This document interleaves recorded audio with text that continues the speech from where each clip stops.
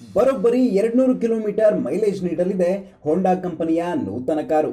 ಭಾರತದಲ್ಲೂ ಹೋಂಡಾ ವಾಹನಗಳಿಗೆ ಬೇಡಿಕೆ ಇದ್ದು, ನೂತನ ಎಲೆಕ್ಟ್ರಿಕ್ ಕಾರನ್ನು ಕೂಡ ದೇಶದಲ್ಲಿ ಪರಿಚಯಿಸಲು ಕಂಪನಿ ಉತ್ಸುಕವಾಗಿದೆ. ಭಾರತ ಸೇರಿದಂತೆ ವಿಶ್ವದೆಲ್ಲೆಡೆ ಎಲೆಕ್ಟ್ರಿಕ್ ವಾಹನಗಳ ಬೇಡಿಕೆ ಹೆಚ್ಚುತ್ತಿದೆ. ಈಗಾಗಲೇ ಹಲವು ಕಂಪನಿಗಳು ಎಲೆಕ್ಟ್ರಿಕ್ ವಾಹನ ನಿರ್ಮಾಣಕ್ಕೆ ಕೈ ಹಾಕಿದ್ದು, ಅದರಂತೆ ಜಪಾನ್ ಮೂಲದ ವಾಹನ ತಯಾರಕ ಸಂಸ್ಥೆ ಹೋಂಡಾ ಮೋಟಾರ್ಸ್ ನೂತನ ವಿದ್ಯುತ್ ವಾಹನವನ್ನು ಪರಿಚಯಿಸಿದೆ.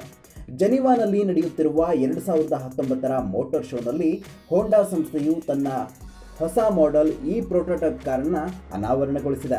ಅತ್ಯುತ್ತಮ ಆಕರ್ಷಣೆಯಿಂದ ಕೂಡಿರುವ ಹೋಂಡಾ ಎಲೆಕ್ಟ್ರಿಕ್ ಕಾರು ಡಿಜಿಟಲ್ ಸಲಕರಣೆಗಳನ್ನು ಒಳಗೊಂಡಿದ್ದು, ಕಂಪನಿಯು ಮುಂದಿನ ತಲೆಮಾರುಗಳನ್ನು ಗಮನದಲ್ಲಿರಿಸಿ ಈ ಕಾರನ್ನು ನಿರ್ಮಿಸಿದೆ ಎಂದು ತಿಳಿಸಲಾಗಿದೆ. ಈ ಕಾರನ್ನು ಒಂದು ಬಾರಿ ಚಾರ್ಜ್ ಮಾಡಿದರೆ ಬರೋಬ್ಬರಿ 200 ಕಿಲೋಮೀಟರ್ ಮೈಲೇಜ್ ನೀಡಲಿದೆ ಕಂಪನಿ ಹೇಳಿಕೊಂಡಿದೆ. ಕೇವಲ 30 ನಿಮಿಷಗಳಲ್ಲಿ 80% ಚಾರ್ಜ್ ಮಾಡಿಕೊಳ್ಳುವ ಅತ್ಯಾಧುನಿಕ ತಂತ್ರಜ್ಞಾನವನ್ನು ಇದರಲ್ಲಿ ಅಳವಡಿಸಲಾಗಿರುವುದು ವಿಶೇಷ. ಇದರಿಂದ ಕಡಿಮೆ ಸಮಯದಲ್ಲಿ ಚಾರ್ಜ್ ಮಾಡಿಕೊಳ್ಳುವ ಅವಕಾಶ ಮಾಲೀಕರಿಗೆ ದೊರೆಯಲಿದೆ.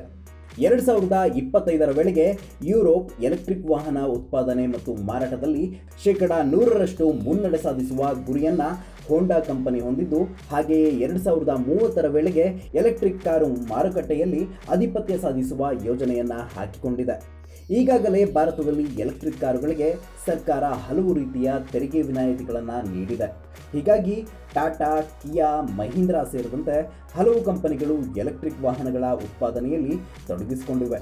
ಹಾಗೆಯೇ ಗ್ರಾಹಕರಿಗೂ ವಿದ್ಯುತ್ ವಾಹನಗಳ ಮೇಲೆ ಸರ್ಕಾರ ತೆರಿಗೆ ವಿನಾಯಿತಿ ನೀಡಿದ್ದು, ಇದರಿಂದ ಮುಂದಿನ ದಿನಗಳಲ್ಲಿ ದೇಶಕ್ಕೆ ಎಲೆಕ್ಟ್ರಿಕ್ ವಾಹನಗಳು ಹೆಚ್ಚಲಿದೆ ಎಂದು ಹೇಳಲಾಗಿದೆ.